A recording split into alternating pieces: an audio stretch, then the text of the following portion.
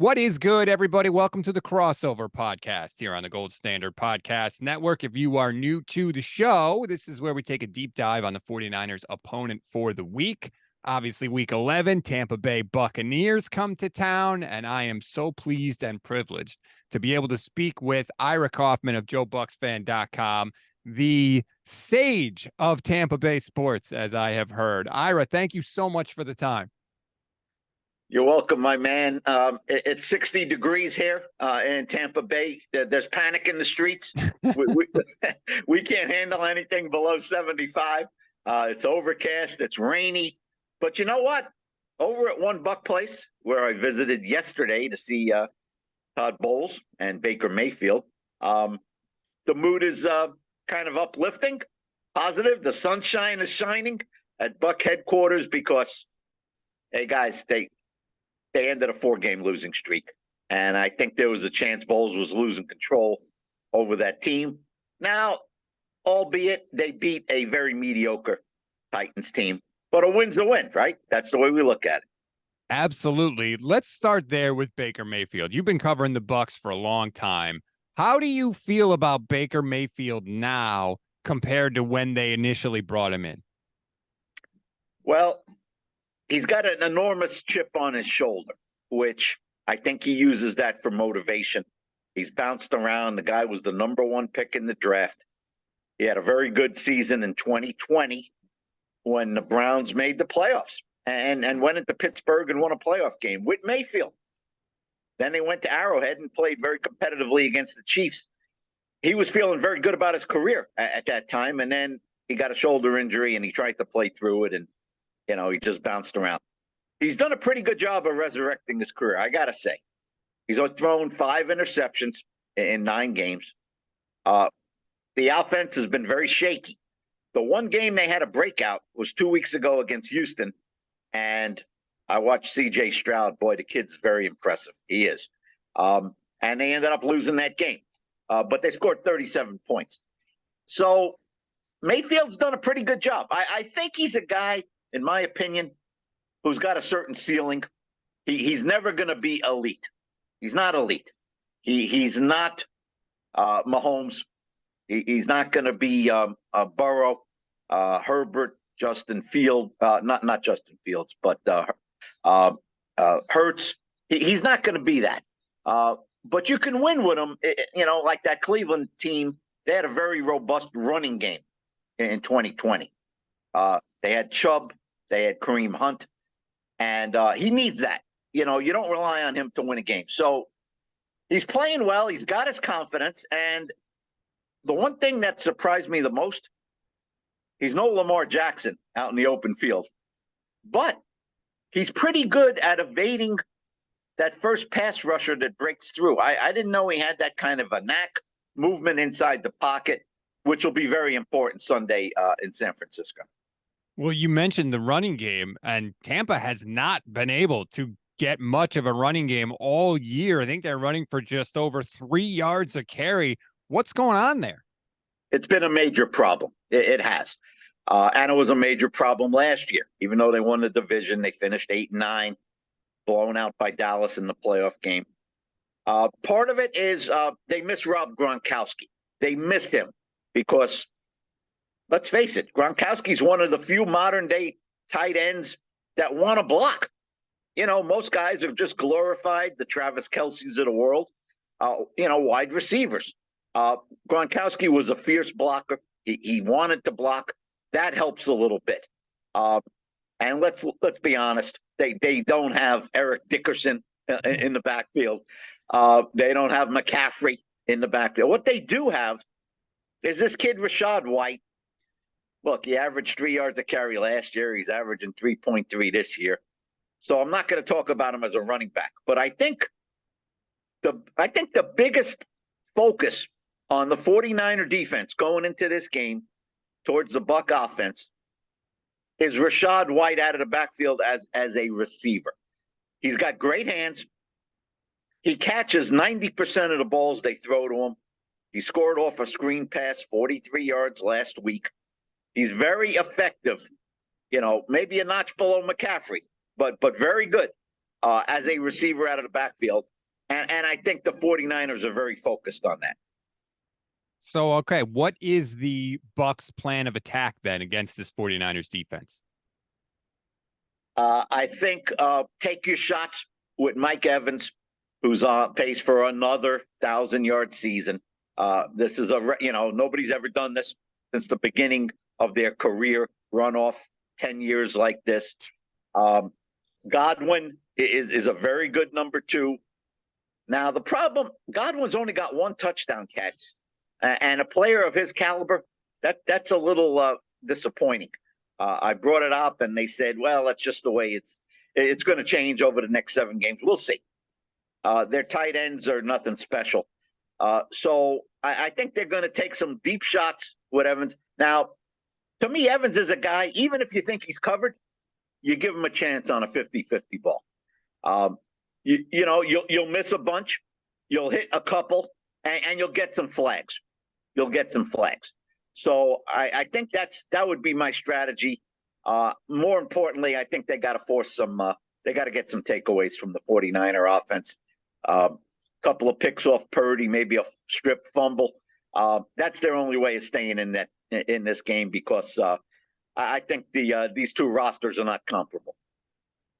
So, okay, let me put you in Kyle Shanahan's shoes now. If I said you have to design the game plan to attack this Bucs defense, where are you going? Well, considering I saw what C.J. Stroud did a couple of weeks ago, their secondary is mediocre. Antoine Winfield Jr. is the stud back there. He's a safety. His father was a really good player for the Vikings. I remember. This kid's good. He's got a nose for the ball. He had a pick last week. He's pretty good on the blitz. I think Shanahan is thinking about how to handle Todd Bowles' blitzing schemes. Now, here's the difference. 2 weeks ago against Houston, they played soft coverage, and they didn't blitz a lot, and they got burned terribly. And let's be honest. You give any quarterback 4 or 5 seconds, you're asking for trouble. I don't care how talented your corners are. This last week against another rookie, Will Levis, who's not in Stroud's class, in my opinion, they were far more aggressive. And I think they're going to be that way against Purdy. Devin White, inside linebacker next to Levante David, he had 9 sacks about 3 years ago. He showed what he can do on the blitz. He had another one last week. He's very fast. I think he's coming all day long because he's average in coverage, but he's effective as a blitzer. Winfield's going to come down a corner, the safety. I think that's the strategy. Getting Purdy's face, getting his head, and make him uncomfortable.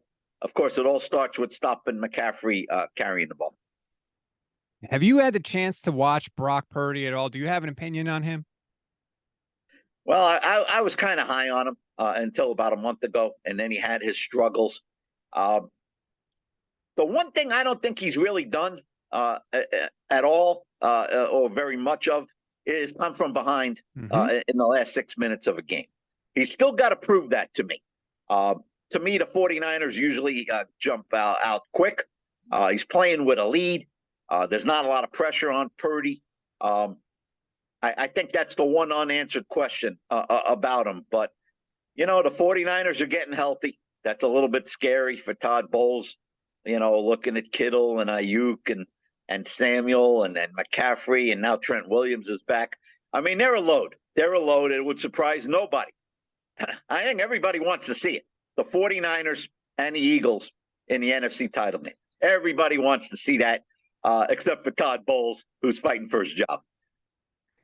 Okay, so Todd Bowles, what do you think is his future there? Does he have to make the playoffs to keep his job? Yeah, I've been thinking about it. Given his history with the Jets, he had a good first year and then 3 bad years. 8-9 last year with Tom Brady taking every snap. So that doesn't put a feather in your cap, even though you won a terrible division. You weren't competitive in the playoff game against Dallas. That game was over quickly.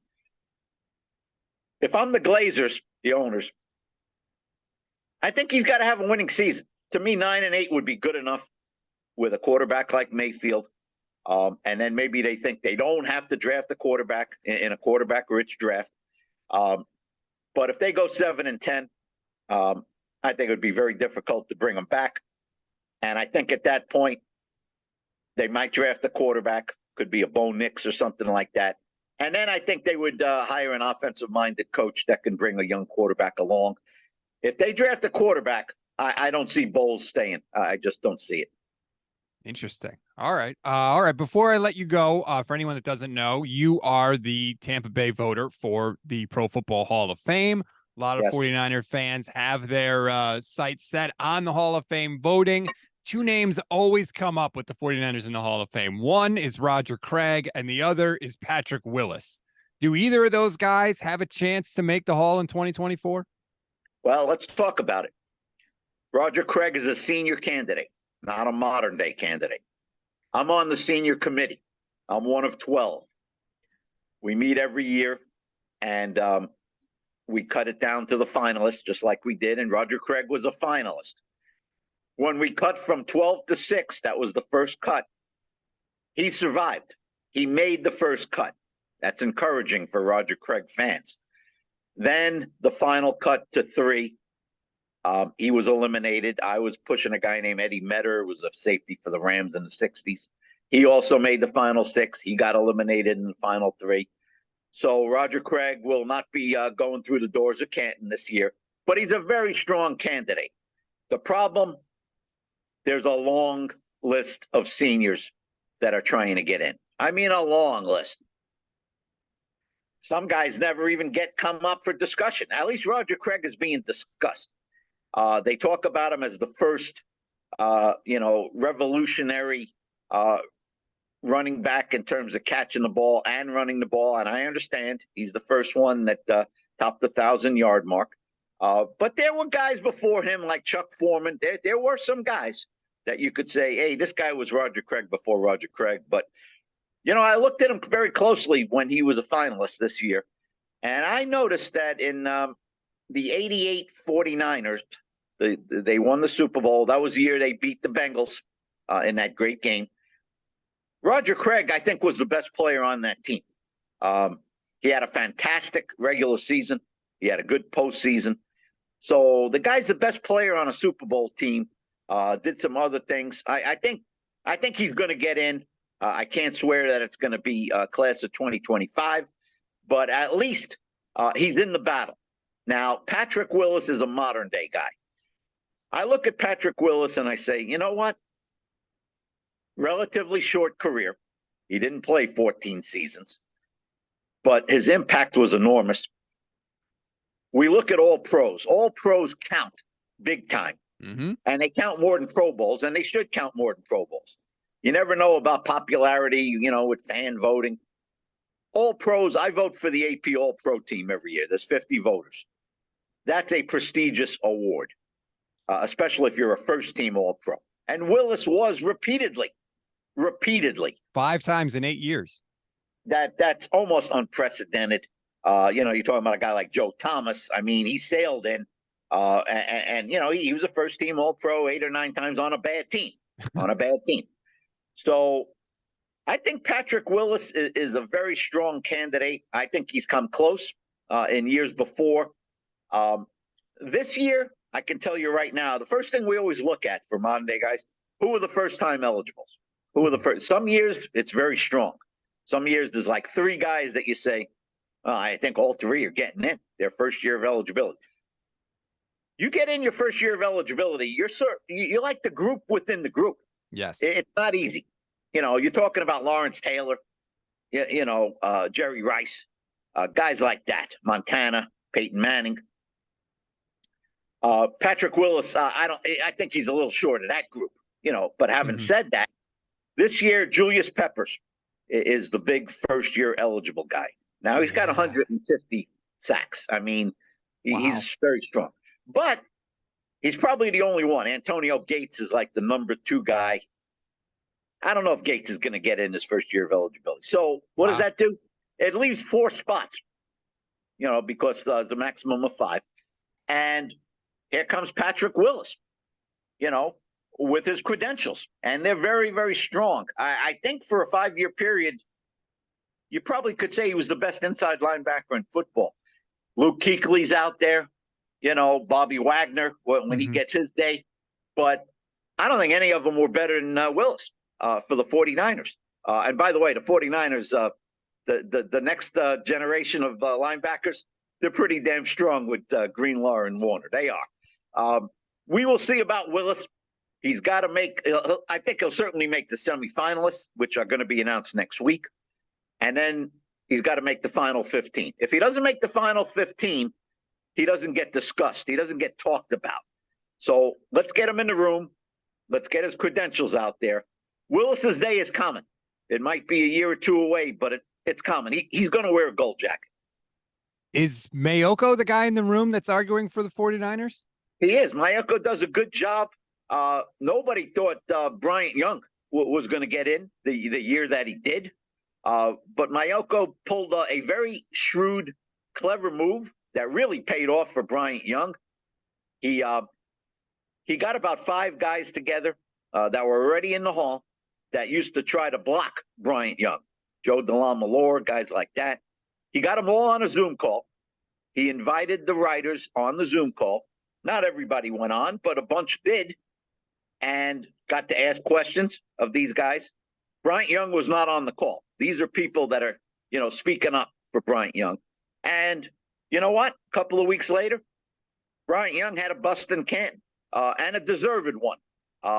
What a player. Now, some guy said he was better than Warren Sapp. Buck fans don't like that.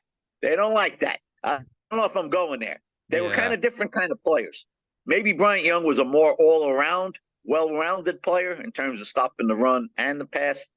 But, Sapp was a 2-time all-decade player, so I don't want to hear any slings and arrows at Warren Sapp. But I'm happy Bryant Young's in. The more I heard about Bryant Young and his career, the more impressed I was. Well, that is good news for 49er fans and Patrick Willis. Hopefully he does get in. And you're right. The Niners have sort of this rich history of linebackers now with Patrick Willis and Navarro Bowman.